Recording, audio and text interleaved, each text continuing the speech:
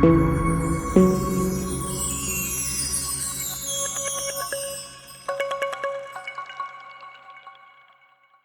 guys, perkenalkan nama saya Rudolf. Saya adalah founder dari Gamma Club Bimbel. Kami bergerak di bidang pendidikan dan pelatihan tenaga pendidik. Kami juga bergerak di bidang teknologi informatika dan juga saham. Dan yang terakhir kami bergerak di bidang ekonomi. Kami akan membahas beberapa topik sebagai berikut. Halo tenaga pendidik, kali ini kita akan membahas tentang kurikulum merdeka. Mari kita bahas satu persatu. Halo sob, kali ini kita akan membahas tentang alur tujuan pembelajaran yang disingkat dengan ATP. Mari kita perhatikan pembahasan berikut ini. Mari kita bahas tentang alur tujuan pembelajaran. Di sini dijelaskan bahwasanya alur tujuan pembelajaran itu adalah rangkaian tujuan pembelajaran yang disusun secara logis menurut urutan pembelajaran sejak awal hingga akhir suatu fase. Jadi alur ini disusun secara linear. Kemudian ini cara pemetaannya. Analisis terlebih dahulu CP-nya, kemudian rumuskan tujuan pembelajaran dan alur tujuan pembelajarannya, lalu dipetakan bagian ATP per kelas. Jadi tiap kelas itu dipetakan. Kalau di IPA itu tadi ada 7 di kelas 7, ya. Kemudian ATP di kelas 8-nya ada 10 dan di kelas 9-nya ada 8. Jadi totalnya ada 25. Nah, ini coba perhatikan ya. Jadi di sini dipetakan fasenya semua fase D, ya. Jadi 71, 72, 73 sampai tadi 77 karena dia ada 7 TP-nya atau juga nanti modul ajarnya juga minimal 7 ya. Kalau mau dikembangkan siap pembahasan itu bisa 2, 3 silakan. Kemudian kelas 8 ini tadi ada 10. Nah, dibuatkan dia, lalu kelas 9-nya ada 8, totalnya 25. Baik, sekarang kita akan membahas teknis daripada ATP-nya ya. Pertama adalah di sini ada elemen pemahaman. Jadi ada 2 ya yang akan kita bedah ya. Ini adalah tentang pemahaman sains. Jadi pemahaman IPA ini selalu dapat dikaitkan dengan kemampuan berpikir tingkat tinggi. Apa itu berpikiran tingkat tinggi atau high order thinking skill? Itu adalah C4 analisis, kemudian C5 evaluasi, kemudian C6 create mencipta ya atau mengkreasikan. Itu yang akan dibahas. Yang pertama, yang kedua adalah tentang prosesnya ya, proses daripada pembelajaran itu sendiri. Saya nggak bahas teoritisnya ya.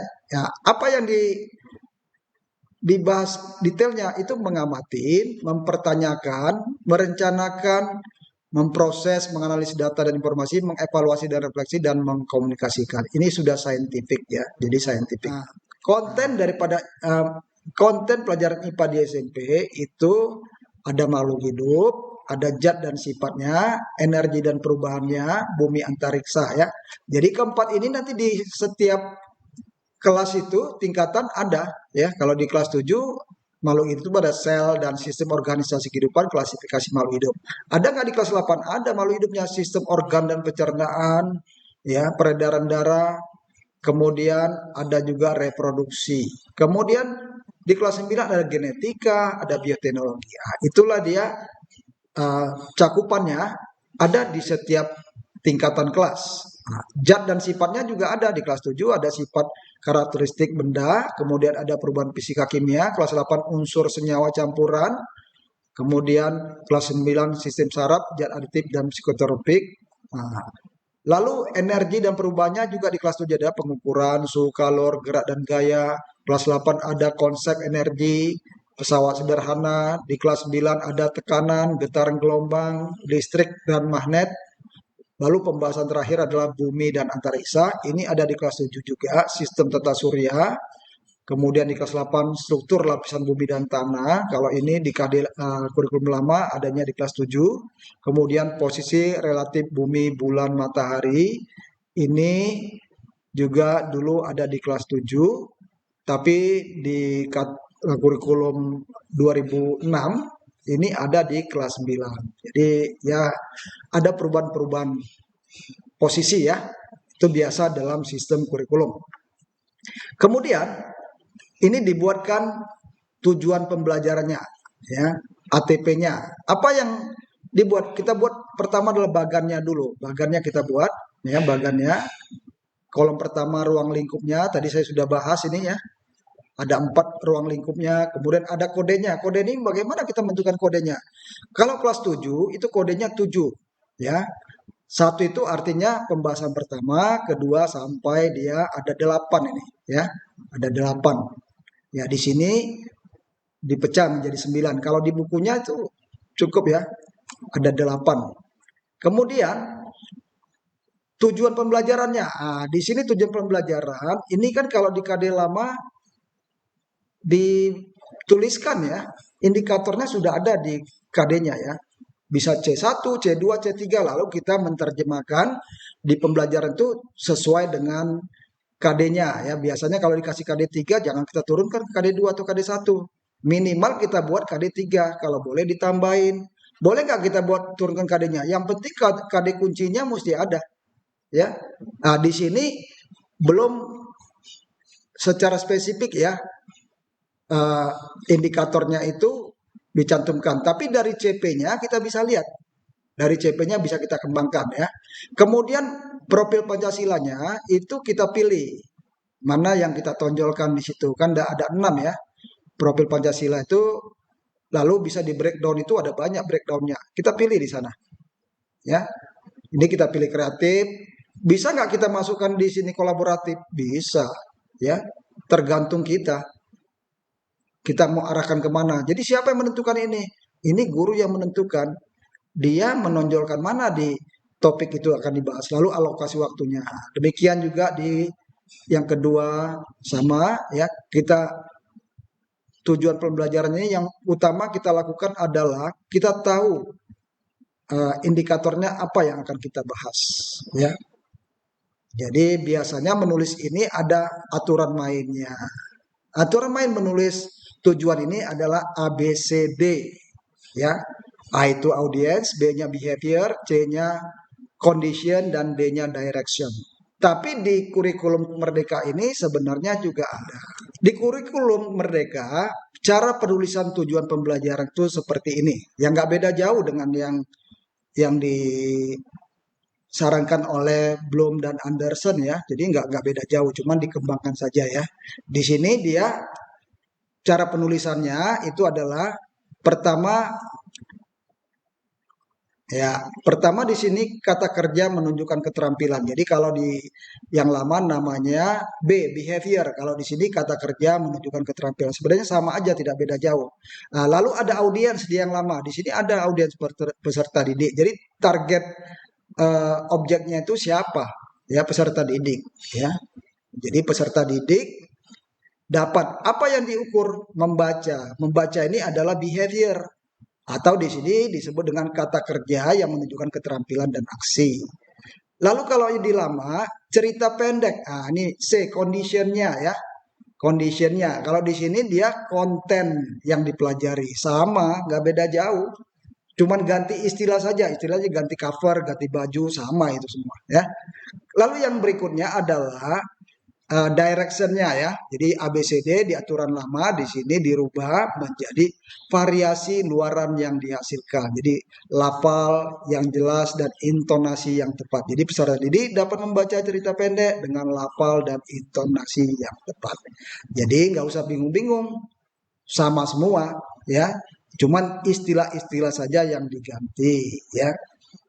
Di teori Bloom dan Anderson itu sudah dibahas cukup dalam ya. Jadi itu sudah menjadi bahan rujukan ya, baik di Indonesia maupun di negara-negara lain itu menjadi bahan rujukan. Lalu kita bahas di kelas 8 ya. Di kelas 8 ini sama ya, di kelas 8 tadi ada 4 yang dibahas tadi sudah kita bahas. Jadi dia pertama ruang lingkupnya, kemudian kodenya. Cara penulisan kode itu adalah sesuai dengan tingkatan kelasnya. Lalu topik bahasanya, topik bahasan keberapa, lalu tujuan pembelajaran yang tadi sudah saya bahas, cara membuat tujuan pembelajaran. Kemudian modul profil Pancasilanya silakan dilihat ya. Profil Pancasilanya seperti ini profil Pancasilanya ya. Ini kan umum, beriman, kebinekaan global, gotong royong, kreatif, bernal kritis, mandiri. Ini bisa di breakdown lagi. Jadi sesuai dengan kebutuhan Bapak Ibu silakan digunakan.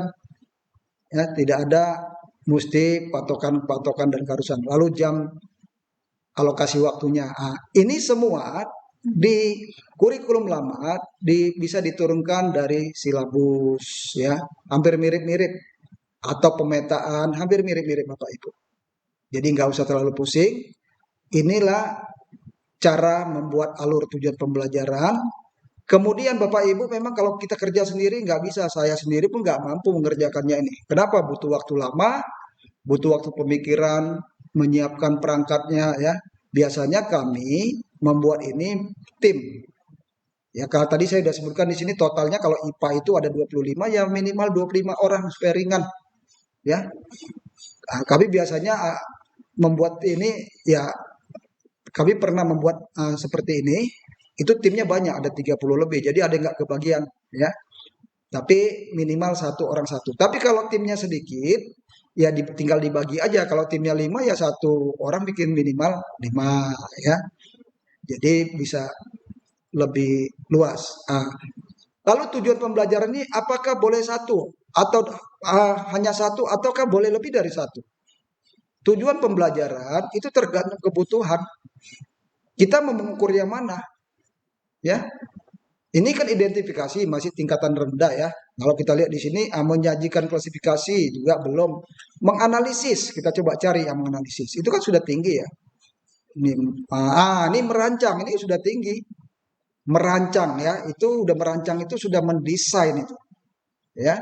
Nah, kalau dia merancang, di sini boleh juga nanti KD-nya ini apa indikatornya boleh kita gunakan yang kognitif, boleh juga yang psikomotorik. Itu ada aturan mainnya. Kalau yang kognitif itu C1 sampai C6 kata kerjanya, kemudian yang psikomotorik itu ada P ya.